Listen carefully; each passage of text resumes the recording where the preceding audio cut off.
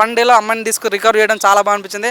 నిజంగా ఏ రాజకీయ నాయకుడు ఉంటాడు చెప్పండి, తను పోటీ చేస్తే ఒక ప్లేస్లో, తను ఉండదు ఒక ప్లేస్లో. లైక్ పులివెందుల పోటీ చేస్తే తను హైదరాబాద్లో వచ్చి ఉంటాడు, ఎక్కడో పోటీ చేస్తే బంజారాలో వచ్చి ఉంటాడు. ఇది పవన్ కళ్యాణ్ నిజంగా పిఠాపురంలో గెలిచిండో, ఈరోజు పిఠాపురం సొంత ఇల్లు తీసుకున్నాడు. ఇది కదా నిజమైన పాలిటిక్స్ అని క్లియర్ అర్థమైంది. నిజంగా నాకు చాలా చాలా బాగా నచ్చింది. నిజంగా నేను మెయిన్గా పిఠాపురం ప్రజలందరూ థ్యాంక్స్ చెప్పాలనుకుంటున్నాను. ఏంటంటే మీ వల్ల పవన్ కళ్యాణ్ ఎమ్మెల్యే అయ్యాడు, మీ వల్ల ఈరోజు డిప్యూటీ సీఎం అయ్యాడు.